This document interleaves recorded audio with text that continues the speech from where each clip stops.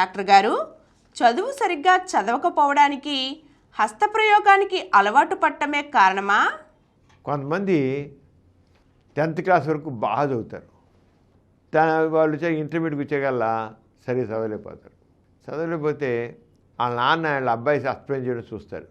వీడు సరిగ్గా చదవకపోవడానికి కారణం హస్తప్రయోగం చేయడమే కారణం అనుకుంటాడు.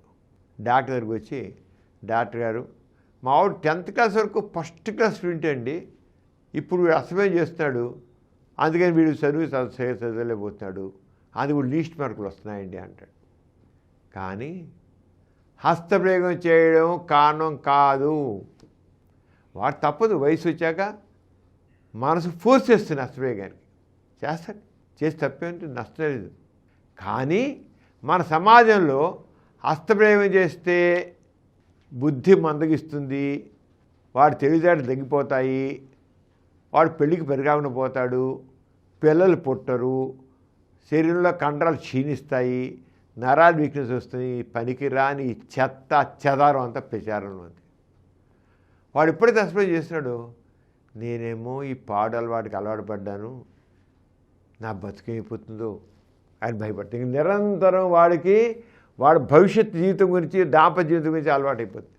నేను సెక్స్ పెరగకపోతే, నేను పెళ్ళాక నేను చేయకపోతే నా భార్య నేను ఎందుకు పెరిగాని చెప్పింది అనుకోండి, నేనేయిపోలి నా తలకాయ తీసుకెళ్ళి రైలు కింద పెట్టాలనుకుంటాడు. అంత భయపడి ఇంకేం చదువుకుంటాడు వాడు భవిష్యత్తు అంధకారమయంగా కనబడుతూ ఉంటే చదవండి. వాళ్ళనే ఉంటాడు అనుకుంటాడు, వీడు సరిగ్గా చదవకపోవడం కారణం హస్తప్రయోగం అలవాటు పడడం కారణం అనుకుంటాడు. కాదు, హస్తప్రయోగం చేయడం వల్ల నేను నష్టపోతున్నా అనేవాడు భయపడడం వల్ల, ఆ భయం వల్ల వాళ్ళు చదవలేకపోతున్నాడు. అంచేత హస్తప్రయోగం చేయడం వల్ల సరిగ్గా చదవలేకపోతున్నాడు అని ఎవరి గురించి అనుకుంటే, ఆ పిల్లవాడిని మనం సరిగ్గా పరిశీలిస్తే వాళ్ళు ఆ హస్తప్రయోగం గురించి లేనిపోయిన భయాలు ఎన్ని ఉన్నాయో తెలుస్తుంది, వాళ్ళు ఎంత యాంగ్జైటీ ఉందో అర్థమవుతుంది, వాళ్ళు ఎంత డిప్రెషన్ ఉందో అర్థమవుతుంది. దానివల్ల చదువు మనసు పెట్టలేకపోవడం అర్థమవుతుంది. అంచేత యుక్త వయసు చెప్పేది మగవాళ్ళకి చెప్పేది అంటే, హస్తప్రయోగం చేయడం వల్ల చదువులో వెనకబడడం అంటూ ఉండదు, తెలివితేటలు తగ్గవు, జ్ఞానం సముపార్జన తగ్గిపోవడం ఉండదు. హస్తప్రయోగం చేసినా చేయకపోయినా సరే మనిషి ఒకటేలా ఉంటాడు, వాడు తెలివితేటలు తగ్గవు. చేయండి, నిర్భయంగా చేయండి, దానికి ఆలోచించద్దు. బాగా చదువుకోండి, చేయని విద్యలో చేసేయండి, ఎంజాయ్ చేయండి, అయిపోయింది. చదువు మీద కాన్సెప్ట్ చేయండి. హస్తప్రయోగం చేయడం వల్ల చదువులో వీక్ అవడం అంటూ ఉండదు, వెనకబడడం అంటూ ఉండదు. పెద్దవాళ్ళు అనుకునేది కరెక్ట్ కాదు, ఈ లోకంలో ఉండే భావాలన్నీ తప్పు, ఏమని హస్తమయం చేస్తే చదువులో వెనకబడతారన్నమాట, కరెక్ట్ కాదు.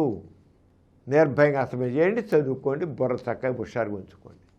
అంతేగాని హస్తమయం చేయడం వల్ల వాళ్ళు అలవాటు పడడం వల్ల చదువు సరిగ్గా చదవలే మాట కరెక్ట్ కాదు, అంతే భయం అవసరం లేదు.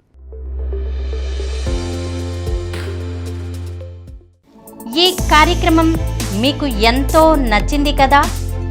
ఇటువంటి మరిన్ని వీడియోల కోసం అనతి కాలంలోనే 20 కోట్ల వ్యూస్ సాధించిన సమరం ఛానల్ సమర్పించు డాక్టర్ సమరం ఛానల్కు సబ్స్క్రైబ్ చేయండి, లైక్ చేయండి, మీ ఫ్రెండ్స్కి షేర్ చేయండి.